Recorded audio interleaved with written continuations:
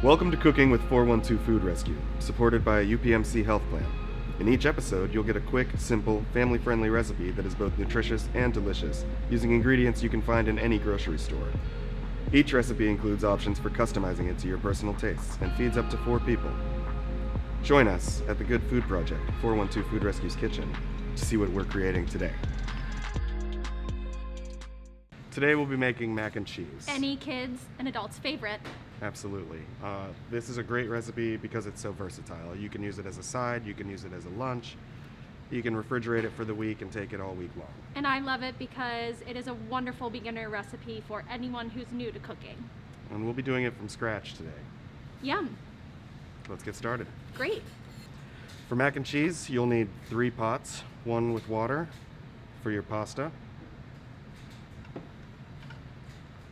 a smaller pot to warm your milk in, and a medium-sized pot where the cheese sauce will be made. Now, does it matter which milk you use? Can it be 2%? Can it be fat-free? It can be any kind. Okay. It'll work anyway because you're also going to add cheese at the end. And does it matter what cheese you use? Can you use different ones? Can you mix? Should you use a yellow cheddar? Should you use a white one? Which one? Does it matter? It all depends on what you're looking for as an end result. If you're looking for a crowd pleaser, we'll be using American cheese, yellow American cheese. That's going to be your most classic, similar to a boxed mac and cheese. But healthier since we're making it from scratch. Absolutely. You're going to get a lot more of that calcium A lot of and nutrients. vitamins. Yeah. Great. And it freezes well. Absolutely. You'll need to start butter, 1 stick, a little less than 1 stick, we'll get to that. Flour. I like to add a pinch of cayenne pepper for color and just a little bit of depth of flavor. That's fantastic. You could use a shredded cheese. You could use, again, any kind of cheese that you like. We'll need salt, we'll add that last to taste. And whatever milk you choose. That's it. A whisk, and we'll get right into it. All right, we're at the stovetop now. My friend Ellen is taking a little break. We're gonna get started. And start your water boiling for the pasta. Have a strainer ready nearby in a sink. You're gonna want to melt your butter here in your medium pot. That'll be a low to medium heat. About there. And you're gonna have your milk in your smaller pot. Right there. On a very low heat. We're just warming that up so it doesn't shock when we add it to the roux that we're going to make. This cheese sauce that we're making today is a classic French bechamel. I've got my flour ready. What we're gonna do is whisk flour into our melted butter once it's quite hot, but not quite browning. I've got my cheese ready for later.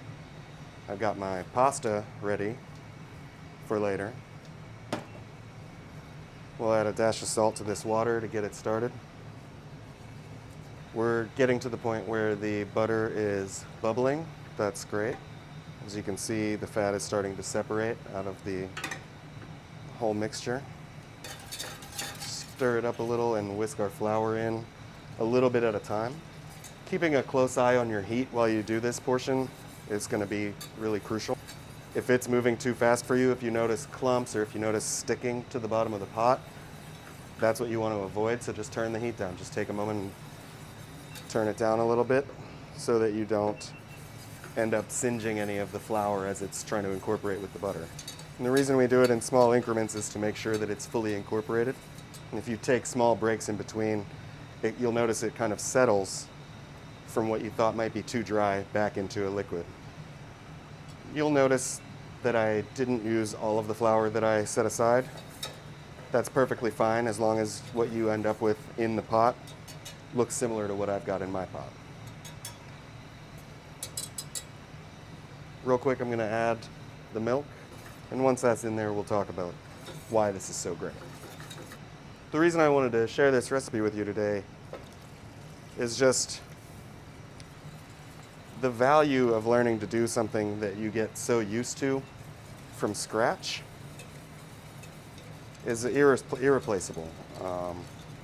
If you have butter, cheese, milk, and flour in your house, you can do this, and it takes pretty much the same amount of time as it would from the box. And you're gonna have more of a relationship with your food, hopefully. You'll notice that I'm continually stirring this. I'm especially taking care to scrape the bottom with the whisk. What you'll find is the flour that's not incorporated will want to become a sediment at the bottom, and that will try and stick to the pan and get heated up first. So just be mindful, you're gonna stay with this project on the pot the whole time. Our pasta water in the meantime has come to a boil. This can sit and heat up as long as you stay attentive with it while you deal with your pasta. We're gonna go ahead and drop that. And I like mine a little al dente. I'm gonna set for 8 minutes. I wouldn't go more than 10. We've been heating this up for about 8 minutes now, and you'll start to notice that it's getting more substantial. As you start to see small bubbles forming, that's when you know it's about time to put your cheese in. You don't want to bring it to a full boil. That'll just scald it and burn it to the pan. So basically a simmer is what you're looking for, and then we'll start adding our cheese. We're right about at the 8-minute mark with our pasta. So we're gonna cut the heat on that and strain it. Once it's strained, you can splash a little bit of oil on it and throw it right back in this pot. This will be the pot that we'll mix the cheese sauce into when it's done as well. At this point, I'll add my cayenne pepper and whisk that in. Cut the heat. And whether you're using shredded or sliced cheese, just put it in a little handful at a time until you get the consistency and color that you're looking for in your mac and cheese. Start with one. And just let the temperature of your sauce melt the cheese. All right, we'll be back when the cheese is all melted. So we've used about half of our stack of cheese, which was a 12-ounce stack. So we've got 6 ounces of cheese in our 1 quart of milk recipe here, and 1 pound of pasta. You'll notice that we waited until the last minute to add the salt. This is the kind of thing that you'll want to choose the amount of salt of as per your taste. We'll pour the cheese sauce over the macaroni, give it a stir, and it's ready to serve. Homemade mac and cheese.